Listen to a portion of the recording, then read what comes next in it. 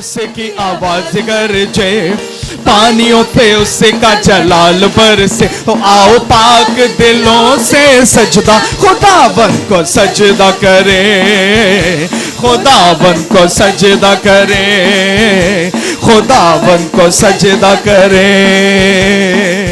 सजदा उसको ही सजदा खुदावन को सजदा करे, खुदावन को सजदा करे। तख्त नशी है हमेशा खुदा, हमेशा खुदा, तूफानों में भी है वो अपनी जगह, वो अपनी जगह।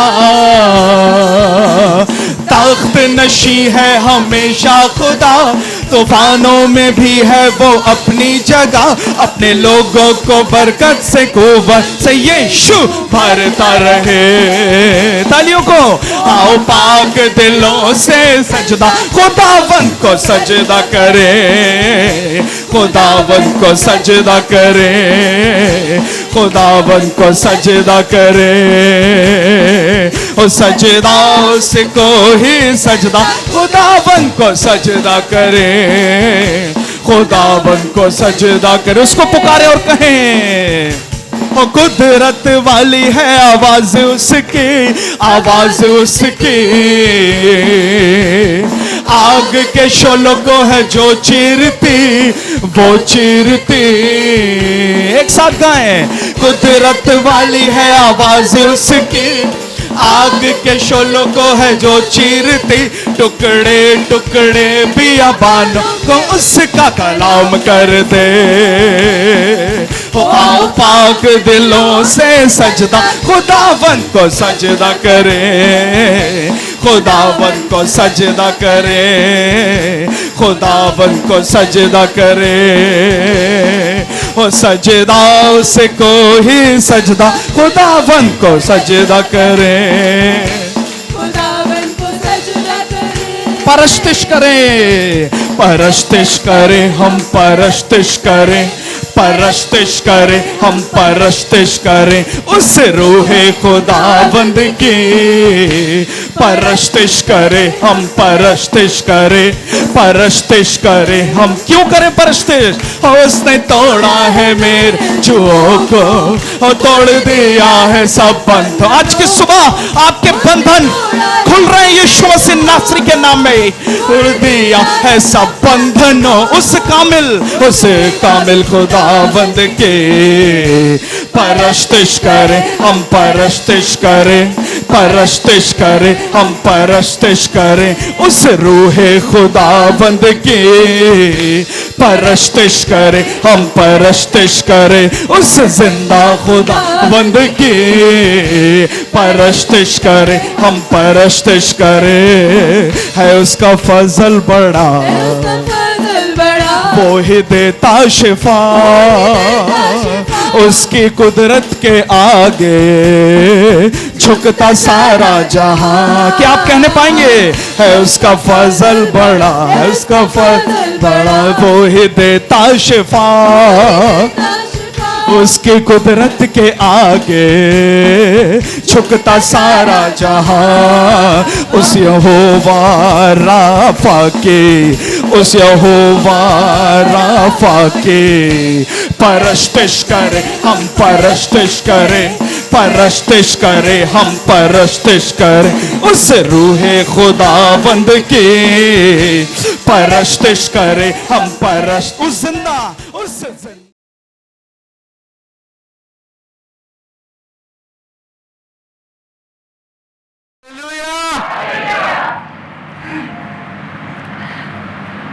खुदा के कलाम में से अगर हम देखेंगे और उसका जो हेडिंग है वो सूखी जिंदगी, और ये एक ऐसी जिंदगी है जो एक पेड़ के रूप में दिखाई दे रही है। और ये एक सूखा पेड़ है, शायद देखने में बहुत खूबसूरत दिखाई दे रहा है। शायद अगर आप इसकी ड्राइंग खींचे तो बहुत अच्छा मालूम पड़ रहा है, लेकिन शायद इस पेड़ को भी ये नहीं मालूम कि कुछ दिन बाद ऐसा ही होगा कि कोई न कोई आकर इसकी एक टहनी तोड़ेगा और आग में झोंक देगा, कोई दूसरा आएगा वो तोड़ेगा और आग में झोंक देगा, और देखते देखते ये पूरा पेड़ जो है आग के हवाले कर दिया जाएगा। सो हमारी जिंदगी भी ऐसे ही है, हमारी जिंदगी भी इसी तरीके से दिखाई देती है। जब सूख जाती है तो पता नहीं चलता, दिखने में बहुत अच्छी है, खूबसूरत दिखाई दे रही है, ड्राइंग बनाई जा सकती है, अच्छे उम्दा दाम पे बेची जा सकती है, लेकिन शायद ये नहीं मालूम कि कोई न कोई दिन एक शैतान का बंदा आकर उसे तोड़ के और आग में डाल देगा। मेरे अजीजों, खुदा के कलाम में से अगर आप देखें यूहन्ना उसका 15 अध्याय और उसका 6 पद, यूहन्ना उसका 15 अध्याय और उसका 6 पद, यदि कोई मुझ में बना रहे, हाँ बना ना रहे, तो वो डाली की नाई फेंक दिया जाता है और सूख जाता है, और लोग उन्हें बटोर कर आग में झोंक देते हैं और वो जल जाती है। Praise the Lord. यदि कोई मुझ में बना ना रहे तो वो आग की डाली की नाई फेंक दिया जाता और सूख जाता है, और लोग उन्हें बटोर कर आग में झोंक देते हैं और वे जल जाती है। मेरे अजीजों, सूख जाने का एक कारण है, और वो कारण है हमारा खुदावंद यीशु मसीह में बने ना रहना। खुदावंद यीशु मसीह में जब जब हम अलग होते हैं, जब जब बने नहीं रहते हैं, उसका प्रभाव हमारी व्यक्तिगत जिंदगी में पड़ता है। हम कुंभला जाते हैं, हम मुरझा जाते हैं, हम सूख जाते हैं, और सूखी जिंदगियों से कोई फायदा नहीं, वो सिर्फ आग में झोंकी जाती है। पर खुदा हमसे बात करना चाहता है, उन जिंदगियों से बात करना चाहता है जो सूख चुके हैं, जिनका संबंध शायद खुदा से अलग हट गया है, जो कुंभला चुके हैं, जो आप ये सोचते कि आप कोई जान नहीं रही। मेरे अजीजों, खुदा आज भी आपसे प्यार करता है, खुदा आज भी आपसे कहना चाहता है, वो आपका संबंध अपने में जोड़ लेना चाहता है। वो चाहता है फिर से हमारा रिश्ता हो जाए, फिर से जिंदगी हमारे अंदर आने पाए। सुखी जिंदगियों में वो जान डालने के लिए आज भी तैयार है। मेरे अजीजों, आज हमें इस बात के लिए सोचने की जरूरत है।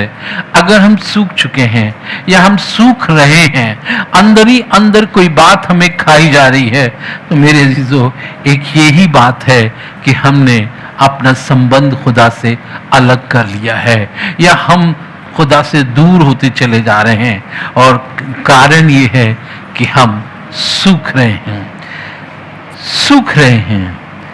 जब खुदा होता है हमारे पास, जब खुदा की बातें, खुदा का कलाम होता है हमारे पास, तो हम दाखलता, एक फलवंत दाखलता किसे होते हैं, जो फलों से लदी हुई होती है, और तब हमें कोई फिक्र नहीं होती, तब हम इस बात के लिए नहीं सोचते, क्योंकि हम खुदा में बने हुए हैं। हर वक्त जो चीज हमें जरूरत है हमें मिल रही है, हमें समय पर खाद मिल रहा है, हमें समय पर पानी मिल रहा है, हमें समय पर धूप मिल रही है, और ये सारी चीजें हमारे अपने व्यक्तिगत जीवन में एक ब्लेसिंग के रूप में दिखाई दे रही है, और हमारे पत्ते हरे दिखाई दे रहे हैं। लेकिन जब हम सूखते हैं तो कारण यही है कि हम खुदा से अलग हो जाते हैं। एक व्यक्ति जिसका जिक्र न्यायों की पुस्तक में है, उसका 16 अध्याय और उसके 20वें पद में ऐसा लिखा हुआ है, न्यायों की। तब उसने कहा, हे शमशोन, ये दलीला शमशोन से कह रही है, और शमशोन एक खुदा का नजीर व्यक्ति है, जिसके पास सामर्थ है, जिसके पास कुव्वत है, एक ही झटके में वो सन की रस्सियों को तोड़ देता है, फिलिस्तियों को मार देता है, ओ बड़े किले के उस दरवाजे को उखाड़ कर फेंक देता है। इसके अंदर बहुत सामर्थ है। क्यों? क्योंकि इसका संबंध खुदा के साथ है, क्योंकि खुदा इसमें वास करता है, खुदा की रूह से ये परिपूर्ण है। लेकिन आज इस दलीला एक बात कह रही है। तब उसने कहा, हे शमशोन, पलिश्ती तेरी घात में है। पलिश्ती तेरे घात में है। तब वह चौंक कर सोचने तो लगा, वो चौंक कर सोचने लगा, मैं पहले के समान बाहर जाकर झटकूंगा। बाहर जाकर झटकूंगा। थोड़ी देर के लिए रुक जाए। तब वो चौंक कर सोचने लगा। मेरे अजीजों, कुछ तो इसको आभास हो गया है। कुछ ऐसा लग रहा है कि शायद अब वो सामर्थ चली गई है। कुछ ऐसा लग रहा है कि अब शायद कमजोरी सी महसूस हो रही है। इससे पहले क्या था? इससे पहले इसको सोचने की जरूरत नहीं पड़ती थी। जब ये कहती थी कि फिलिस्ती तुझे घेर लिए हैं, फिलिस्ती तुझे मारने के लिए आए, बांधने के लिए आए, ये तुरंत उठता था और अपने काम को कर देता था। लेकिन आज क्या हो गया है? आज ये चौंक कर जो है सोचने लगा। क्या हो गया? कि पहले की नहीं, मैं बाहर जाकर झटकूंगा, फिर से वो पावर आ जाएगी, फिर से वो सामर्थ आ जाएगी, फिर से मैं फिलिस्तियों का तमाशा बना दूंगा। बाहर जाकर सोचने लगा। लेकिन आगे लिखा हुआ है, वह तो ना जानता था, वो तो जानता नहीं था कि यहोवा उसके पास से चला गया। कि यहोवा उसके पास से चला गया। वो जानता भी ना था कि यहोवा उसके पास से चला गया है। मेरे अजीजों, खुदा की रूह इसमें वास करती थी, खुदा की रूह इसमें रहती थी, बड़े सामर्थ के काम करता था और इसका व्यक्तिगत जीवन बहुत हरा भरा था। वो आशीषों से लदा हुआ था। पर आज इसको सोचना पड़ रहा है कि मैं क्या करूं, क्या ना करूं, और शायद इसे मालूम नहीं है कि उसका यहोवा उसके पास से चला गया है। मेरे अजीजों, हम पता ही नहीं करते, हम अपने पुराने जीवन में जी रहे होते। खुदा काश कि हमें मालूम हो सके।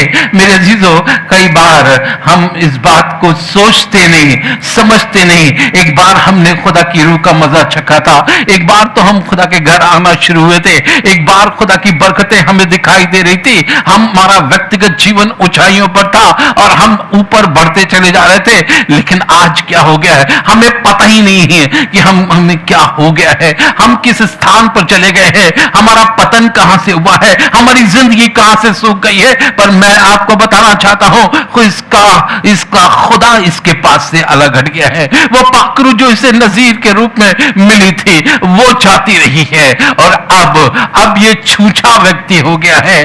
अब ये ऐसा व्यक्ति हो गया है, इसके अंदर कोई ताकत नहीं है, कोई कुव्वत नहीं है। और तब लिखा हुआ है, जब इसने सोचा चौंक कर सोचने लगा, तो इसने क्या सोचा? खुदा मेरे पास नहीं है, खुदा की सामर्थ मेरे पास नहीं है, खुदा इसके पास से दूर चला गया। मेरे अजीजों, मैं एक बात कहना चाहता हूं कि हमें सोचने की जरूरत है। हर दिन हमें सोचने की जरूरत है, क्या खुदा हमारे पास है? क्या खुदा की रूह हमारे पास है? क्या खुदा की सामर्थ हमारे पास है? क्या खुदा की बरकतें हमारे पास है? हमें सोचने की जरूरत है, हर पल सोचने की जरूरत है। और मेरे अजीजों, नहीं तो हम उस सूखे हुए पेड़ की तरह, उस सूखी जिंदगी की तरह है जो खुदावंद में बने ना रहने के कारण जो है काटी और आग में झोंकी जाती है। कुछ एक चीजों को मैं आपके सामने रखूंगा जिससे हमें मालूम होगा कि हम क्यों सूख जाते। पहली बात मैंने आपको बताया, सूखने का कारण यह है कि खुदा हमारे पास से अलग हो जाता है या हमारा संबंध खुदा से दूर हो जाता है, तो हम सूख जाते हैं। दूसरी बात, लूका रचित समाचार उसका 8 अध्याय और उसका 6वां पद, कुछ चट्टान पर गिरा और उपजा परंतु तरी ना मिलने से सूख गया। तरी ना मिलने से सूख गया। दूसरा कारण है, तरी ना मिलने के कारण वो सूख गया। बाइबल इस बात को बता रही है कि एक बीज बोलने वाला बीज बोया उसने, और वो कुछ बीज जो है वो चट्टान पर गिरे और उपजे। ऐसा नहीं है कि उपजा नहीं है मेरे अजीजों, बीज बोने वाला बीज तो बोता ही है, खुदा अपने वचन को देता ही। हमारी जिंदगी है वो जमीन है जहां पर बीज बोया जाता है, लेकिन लिखा हुआ है कुछ बीज चट्टान पर गिरे।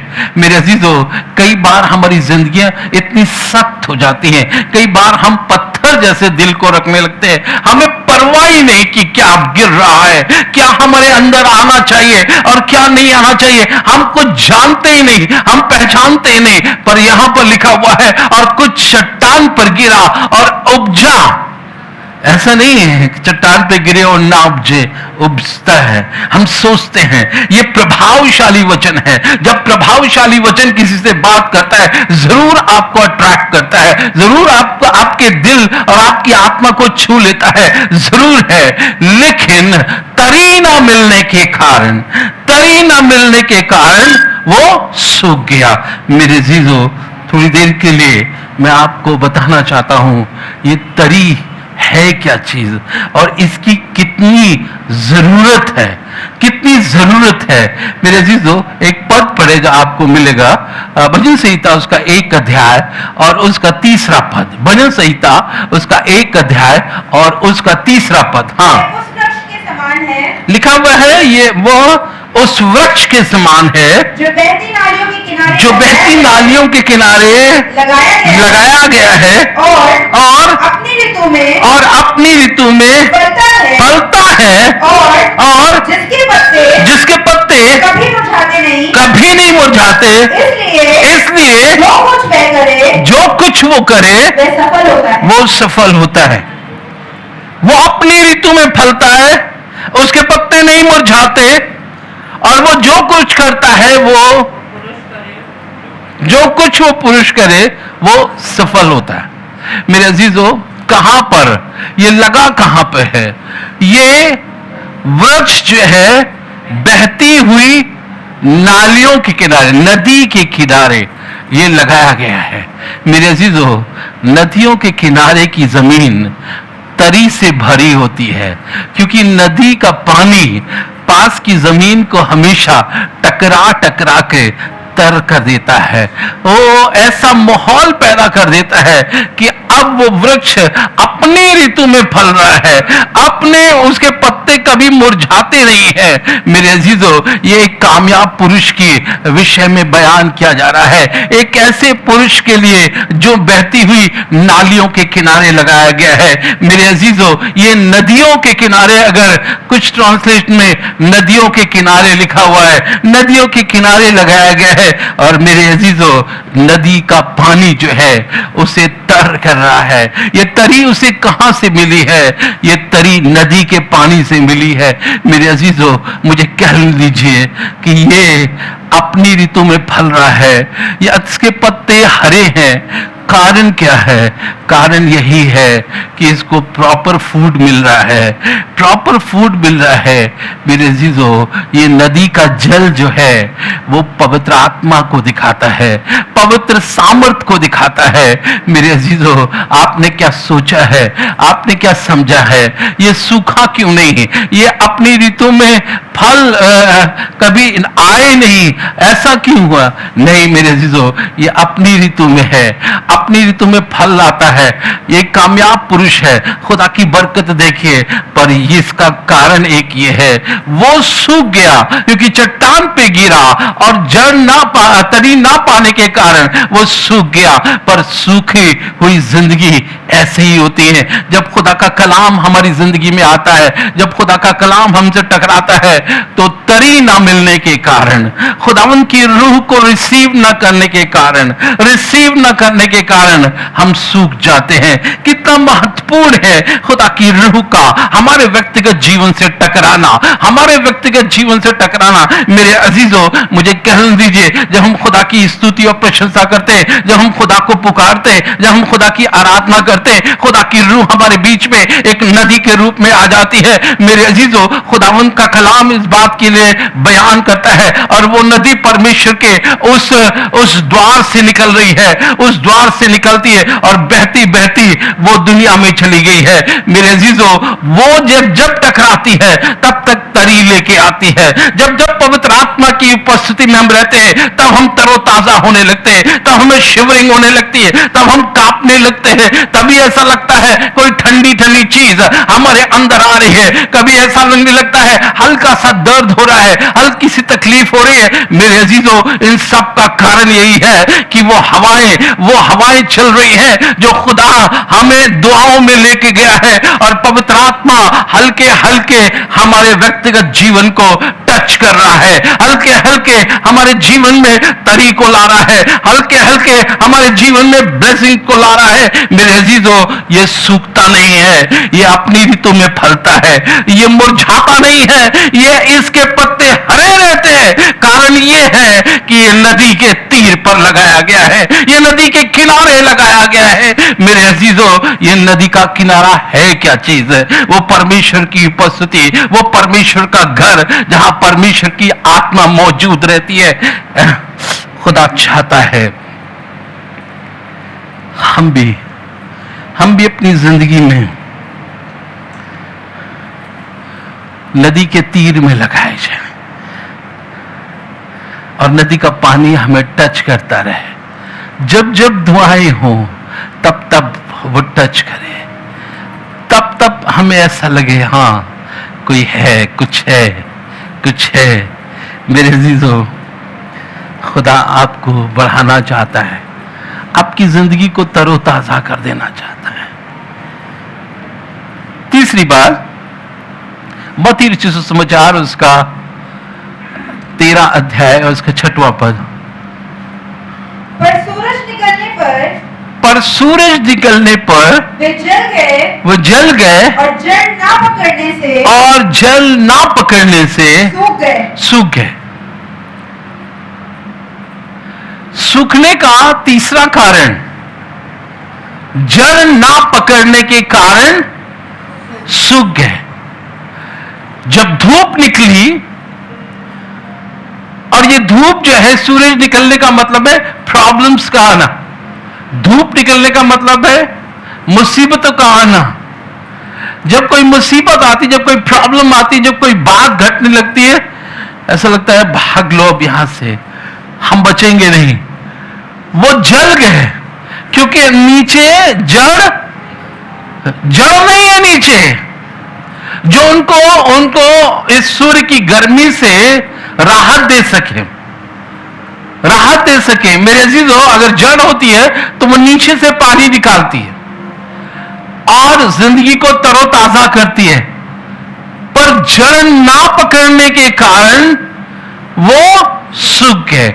मेरे अजीजों, खुदा का कलाम आपकी जिंदगी में कई बार आता है, कई बार दिया जाता है, कई बार खुदावंद का खादिम आपसे बात करता है। थोड़ी देर के लिए विचार करके देखिए, क्या वो आपके अंदर जड़ पकड़ता है, गहराई तक जाता है।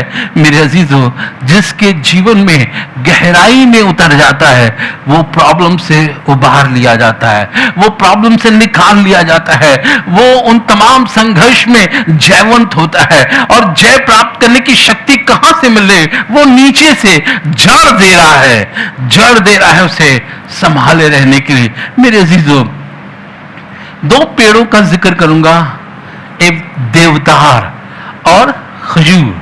ये दोनों ये विपरीत परिस्थिति में बढ़ते हैं।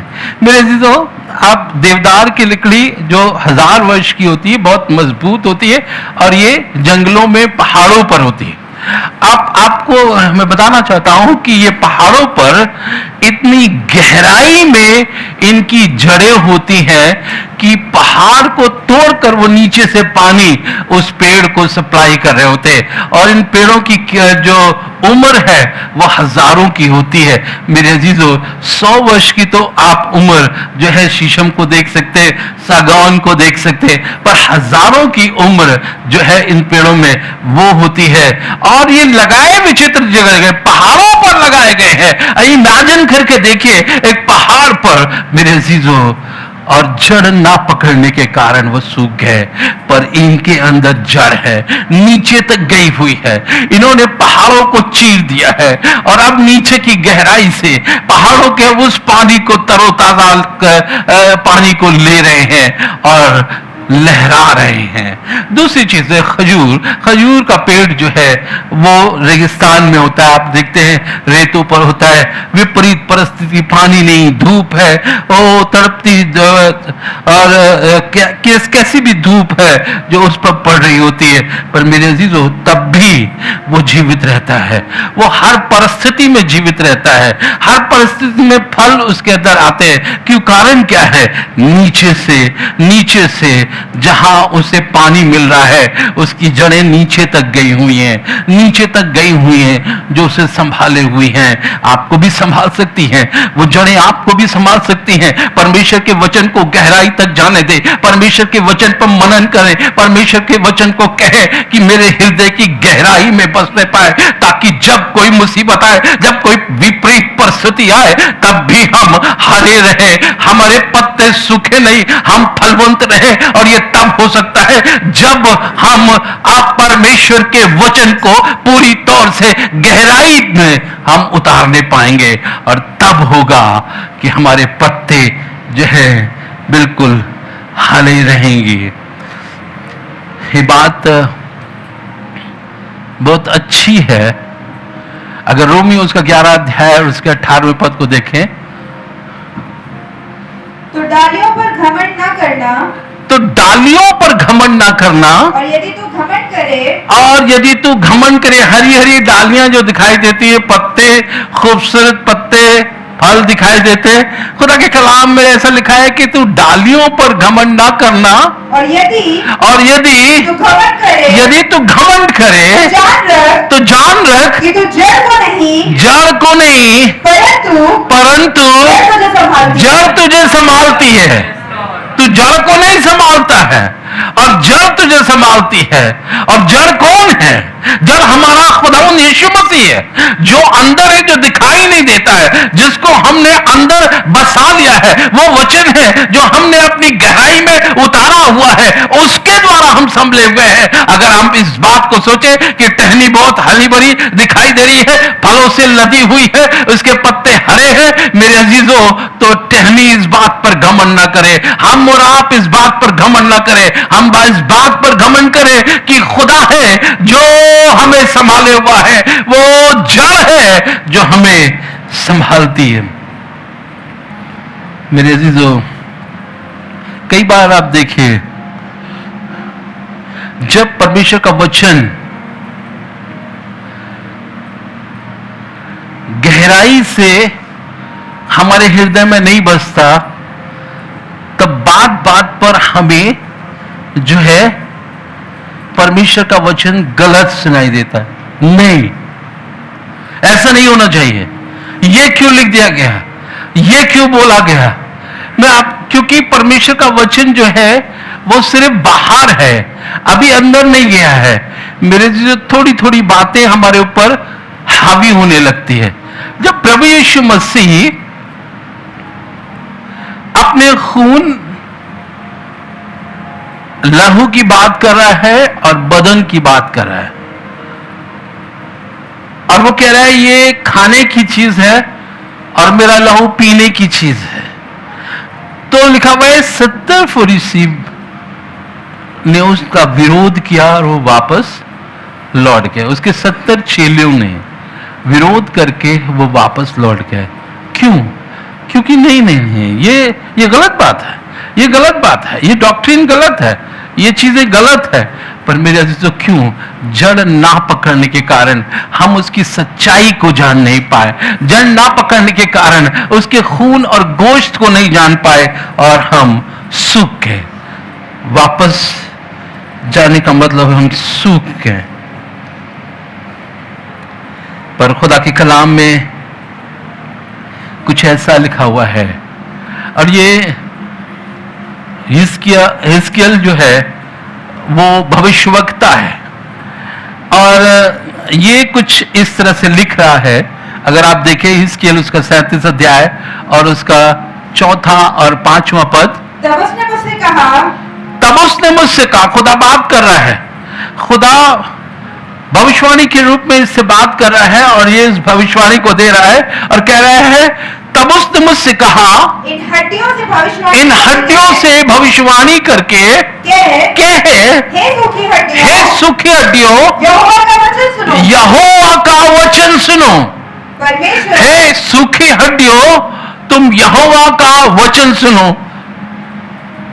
और जब हम आज सुबह के वक्त बैठे हुए खुदा के कलाम को सुन रहे हैं, तो मैं आपसे यही बताना चाहता हूं, खुदा हमसे बात कर रहा है, उन सूखे जीवनों से बात कर रहा है जिनकी ब्लेसिंग शायद खत्म हो गई है, जिनकी आशा जाती रही है, जिनके पत्ते शायद मुरझा गए हैं, जिनके फल जो हैं वो कट गए हैं, उनसे बात कर रहा है। उनसे इस बात के लिए कह रहा है, एक प्रोफेसी की जा रही है, बताया जा रहा है कि सूखी हड्डियों, खुदा के कलाम को सुनो। वो कलाम जो दिया जा रहा है उसको सुनो। खुदा क्या चाहता है, खुदा क्या चाहता है। आगे पढ़े। परमेश्वर यहोवा तुम हड्डियों से यूं कहता है, परमेश्वर यहोवा तुम हड्डियों से यूं कहता है, देखो मैं आप तुम में सांस समाऊंगा और तुम जी उठोगी। हम सूख चुके हैं, हम इस काबिल नहीं है कि फिर हमारे अंदर कोई हरापन आने पाए, हम इस काबिल नहीं है कि हम फिर से फलवंत हो। पर खुदा का प्रेम, खुदा का अनुग्रह और खुदा की दया हिजकिय्याह इस बात के लिए फरमा रहा है, और खुदा हिजकिय्याह के द्वारा इस बात के लिए लिख रहा है, तुम परमेश्वर का वचन सुनो। परमेश्वर चाहता क्या है? परमेश्वर आपको यही बताना चाहता है कि अगर आपके जीवन जो है सूख चुके हैं, तो खुदा उसे हरा भरा करना चाहता है। Hallelujah, hallelujah. परमेश्वर यहोवा तुम हड्डियों से यूं कहता है, देखो मैं आप तुम में सांस समाऊंगा, मैं खुद अपना श्वास फूंक दूंगा। लिखा है तुम जी उठोगी, तुम जी उठोगी, तुम फिर से, तुम्हारे अंदर जीवन आ जाएगा, तुम फिर से लहराने लगोगे, तुम फिर से आशीषित होने लगोगे। काश कि खुदा के कलाम को हम सुने, उसके प्रेम को जाने, उसके अनुग्रह को जाने, उस जीवन को जाने जो खुदा हमें देना चाहता है। आप थक चुके होंगे, ये कैसे होगा, ये कैसे हो सकता है? ये होगा जब आप खुदा के कलाम को सुनेंगे, तो खुदा की सामर्थ आपके अंदर काम करेगी। ये होगा, ये होगा। तब आप देखने पाएंगे फिर से मांस हड्डियों पर आने लगेगा, फिर से मसल्स काम करने लगेंगी, और फिर से खुदा का श्वास हमारे जीवन में आ जाएगा, और हम खुदा के सामने लहराने पाएंगे, आशीषित होने पाएंगे। खुदा ने हमें सूखे नहीं रखा है, खुदा ने हमें फल रहित नहीं रखा है। खुदा चाहता है हमारे अंदर फलवंत जीवन होने पाए। वो इसलिए आया कि तुम जीवन पाओ, वरन बहुतायत का जीवन पाओ। पर आज अगर आप सुन रहे हैं परमेश्वर के वचन को, तो याद रखिए खुदा आप ही से बात कर रहा है। आप अगर निराश हैं तो खुदा आपसे बात कर रहा है। अगर आप महसूस कर रहे हैं क्या है, मेरे अजीजों, जिंदगी सूख गई तो क्या, आप संबंध तो ठीक कर ही सकते हैं, खुदा के करीब आ सकते हैं। अगर जिंदगी